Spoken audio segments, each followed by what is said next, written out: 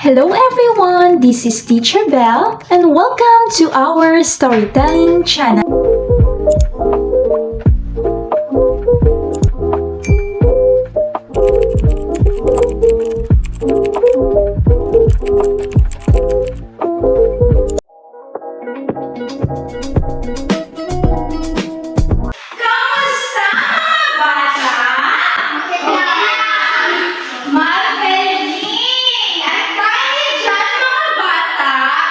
Ngayong araw, ang pag-uusapan natin ay matungkol sa isang kwento. Ngunit, bago tayo magsisimula sa pagbabasa ng ating kwento ngayong araw, meron ba kayong alam ng mga kwento? Ano alam ng kwento? Kwentong pambata. Kwentong pambata. Anong kwentong pambata? Anong alam nyo? Si Mouse, sila. Sige tayo! Ay, Superbook! Ano pa? Sino pa may alam? Oh, The Lion and the Mouse! So, ngayong hapon, ang pag-uusapan natin kwento ay patungkol sa isang bigo. Bago tayo magsisimula sa pagbabasa ng ating kwento ngayong hapon, gusto ko ang bawat isa ay makinig. At kung meron kayong mga katanungan at gustong sabihin, ano ang gagawin? Tama! At gusto ko, umupo ang lahat ng ayos. Ngayon, mga bata, gusto niyo ba ng premyo mula sa akin? Upang makatanggap ng premyo mula sa akin, gusto ko ang bawat isa ay makinig. Ano pa? Mag-participate. Bakit dyan? Sa gitna ng kagubatan, may isang oso ang nagnangalang Benny. Anong pangalan ng oso? Benny! Si Benny ay may malalambot na mga balahibo. Bilog na mga mata na papailaw sa buong kagubatan. Sa isang napakagandang umaga, habang si Benny ay natutulog, nagising siya sa kilot at bigat ng kanyang tiyan. Ano daw ang natutulog na si Benny? Ano nangyari sa kanya? Bigat ang kanyang tiyan at sakit ang kanyang tiyan. Kaya ano? Ano nangyari sa kanya, anak? Nagising siya. Nabugtaw siya, di ba? Ako, masakit din yung tiyan, di ba? Di, anong ginahin mo yung masakit din yung tiyan? Ha? Ganun? Ano pa? Gakaon? Kaya, napag-desisyonan niyang panahon na para hanapin ang pinakamasarap na kulot sa kapahuyan. Nagdesisyonan niya ni Benny nga panahon na para pagtawon ang pinakanamit na bulot sa o pinakanamit na lubos sa sa kapahuyan. Sunod, habang naglalakad si Benny sa mga matataas na puno at liwanag ng mga halaman, marami siyang nakilalang mga kaibigan. Ano daw? Sa ano? Marami siyang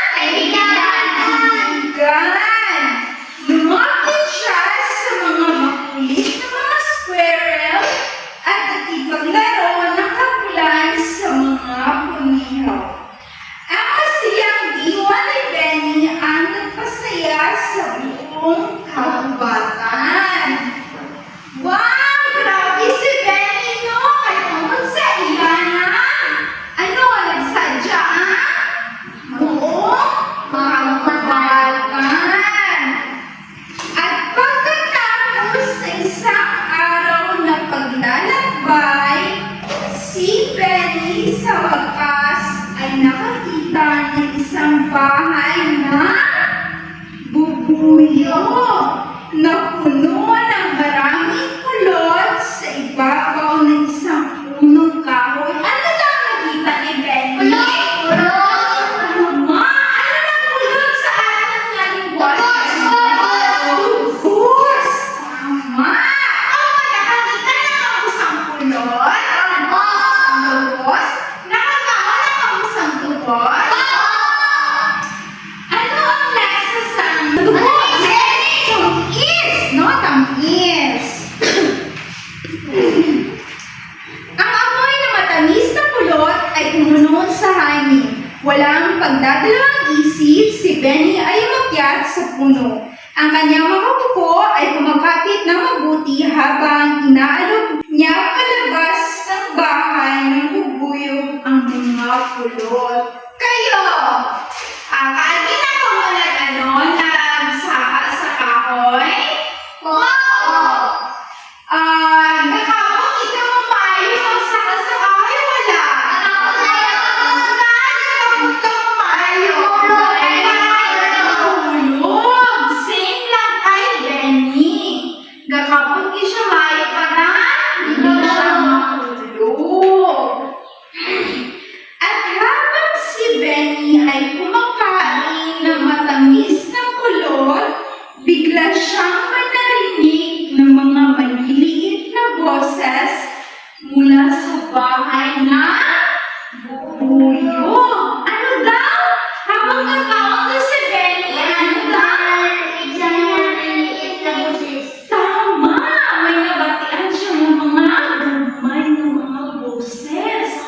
Sa tingin nyo, or sa mga tsatan nyo, ano kaya itong yan nabatian? Bubuyog! Simulan na natin sa next na part sa ating story.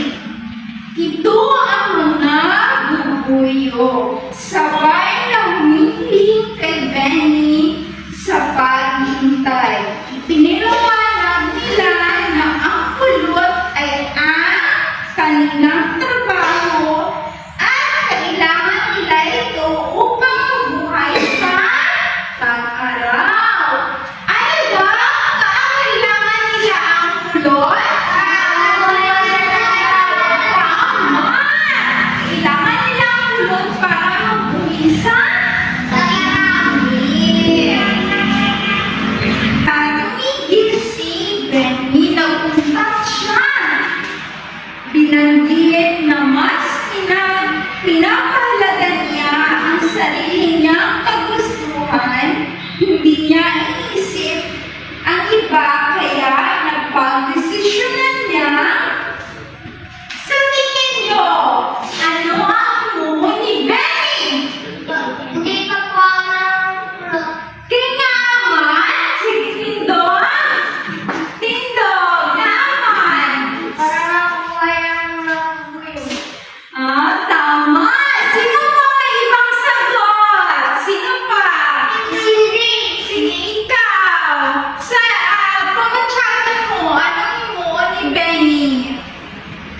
Sige, Tindog. May answer? Wala. Sige, ikaw. Ay, maraming kaibigan. Ano pa? Ay, parang magkaibigan sila. Very good! So, mananaw na siya sa next na part sa ating story. So, liwaton ni teacher. Tumigil si Benny.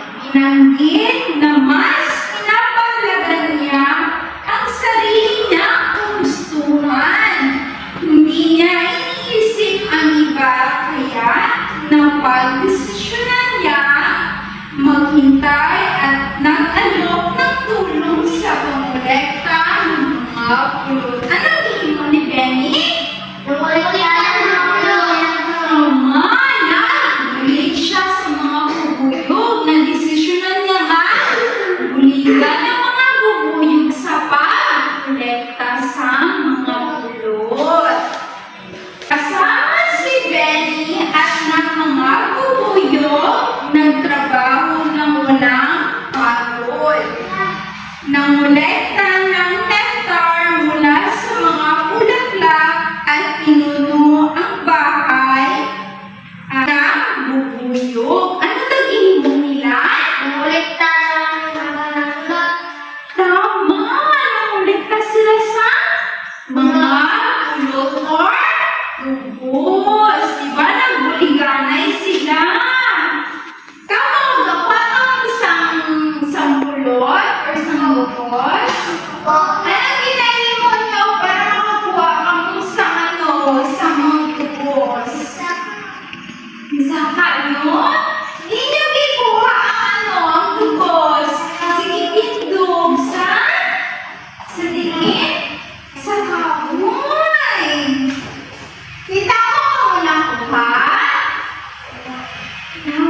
Very good! Habang nagtutulungan sila, nagsimula ang pagkakaibigan sa pagitan ni Benny at ng mga bubuyo. Sa ilang pagtrabaho kay nagsimula ang pagkakaibigan sa nila ni Benny at ng mga bubuyo. At ang kapahuyan ay umaliwangwang sa kanilang tawa at awit. So habang sila nagpapangkuha sa mga dubos, kay ang mga kadlaw kay nag-aaliwangwang sa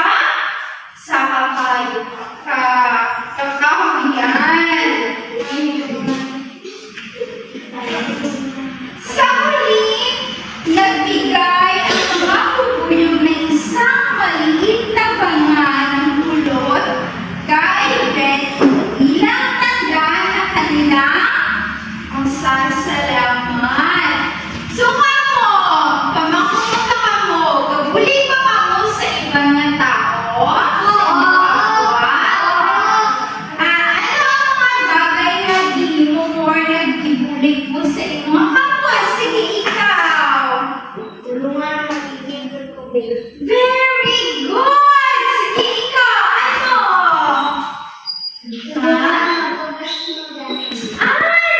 Nagtabang ka ng hugas ng pinggan.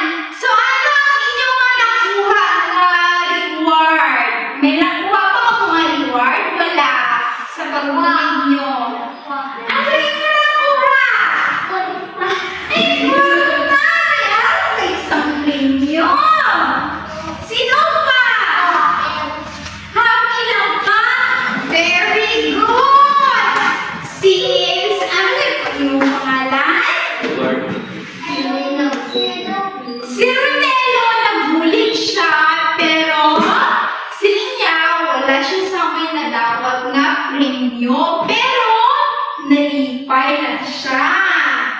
So, si Ronelo isang matulungin at hindi siya nag-expect ng mga premyo sa kanyang pagtulong. So, dapat gayahin niyo si Ronelo, hindi sa lahat ng pagkakataon or hindi sa lahat na bagay na pangbulig niyo dapat may arang sa premyo or balos. Iba dapat magbulig ka nga sincere lang. Pinasalamatan ni Benny ang regalong pulot sa kanya. Pinabagin na ang tunay na kaligayahan ay ang pagtulong sa iba. Pares kay Ronelo, di ba sa niya nalipay siya sa pagtabang, di ba? Sila kay Benny, sila ang tunay na kasiyahan daw ay tabang sa kapwa. Kaya ang dakilang paglalakbay ni Benny ang oso ay nagturo sa kanya ng isang mahalagang aral. Ang paglalakbay daw ni Benny kay nagturo sa kanya sa isang aral. Diba? Aral? May aral daw siya sa natunan sa iyang paglalakbay. So, na ang pinakamatamis na pulot ay nararanasan hindi sa bahay ng bubuyo, kundi sa tindi ng pagkakaibigan at kagalakan sa pagbigay at pagtulong. Kasi ni Benny ang tinuod mas kasiyahan kay hindi makita sa balay sa buyo-buyo, kundi ang sapat kakaibigan at pagtulong sa kapwa.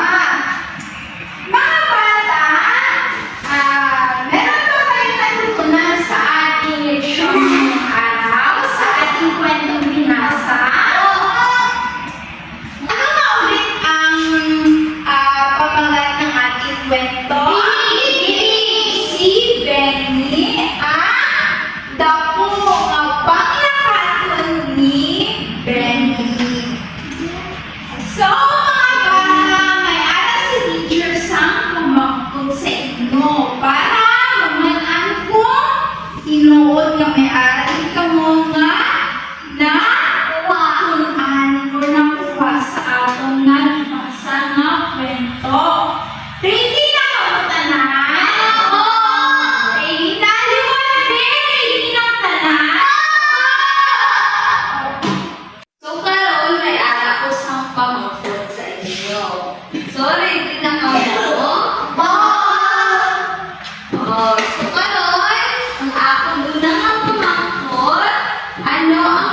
sukat sa ato sa storya binasa ni Ma'am Jo.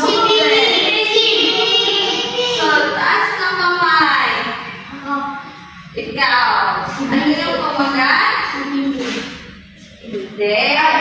Ang pamagat ng kwento ay ang paglalakbay ni Benny. So, next.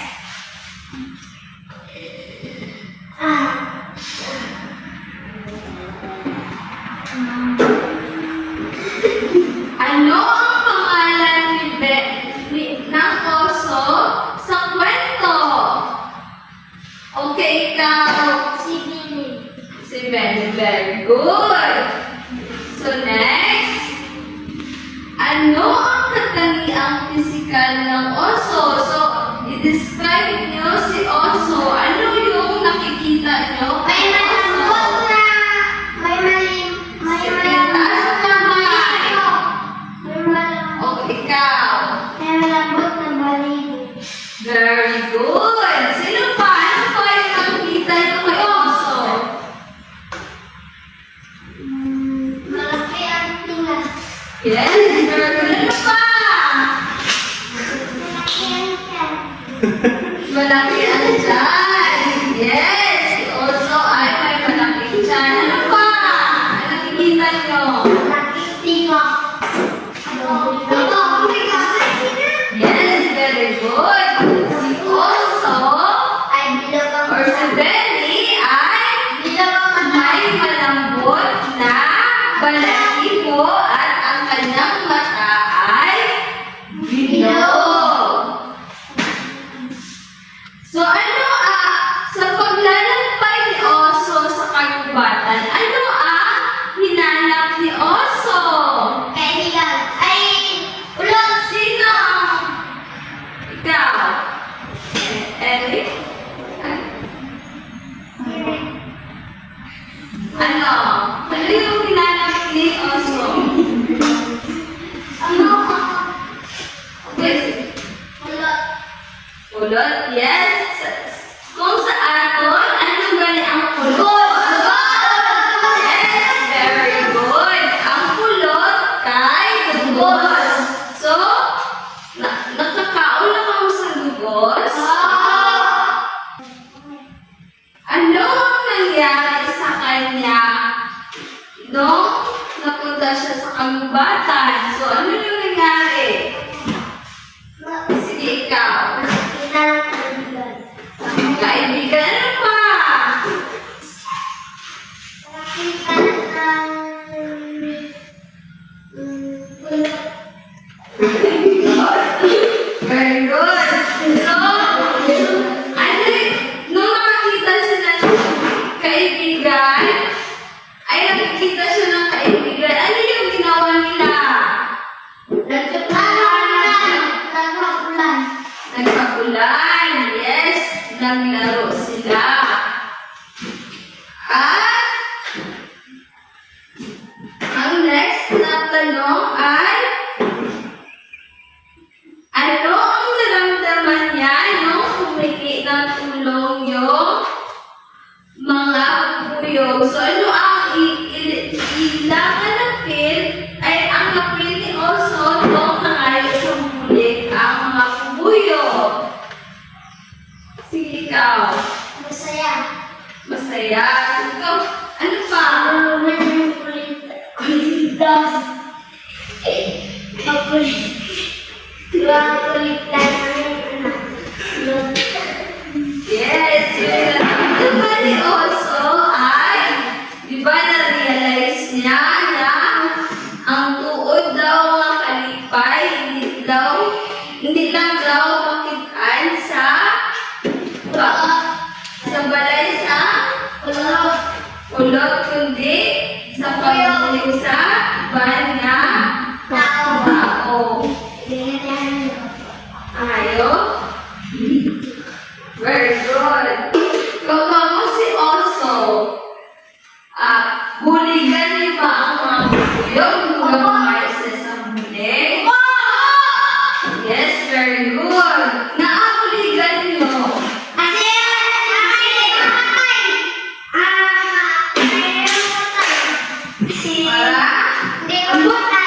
patay. Ano pa? Kasi para Gusto mo buligan ng mga mabuyo. para buhay na Ano ganito? Iwan nila na kolekta sila sa mulot. Yes, very good. So, ano ang mga natulaan niyo sa kwento? Sige, ikaw. Ano ang natulaan niyo sa kwento? Ang pagbuli. Kapag sa kapwa at sa ibang tao. Ay importante. O, ano pa? Sino pa? Sino pa yung makapagsagot? So, ano ang natutunan mo sa kwento? Ikaw, Eric. Ano ang natutunan mo sa kwento?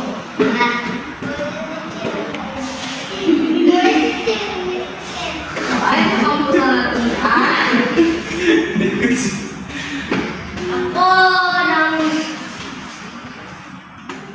Wag lang natin isipin natin sarili, isipin ng kapwa. Okay. Good.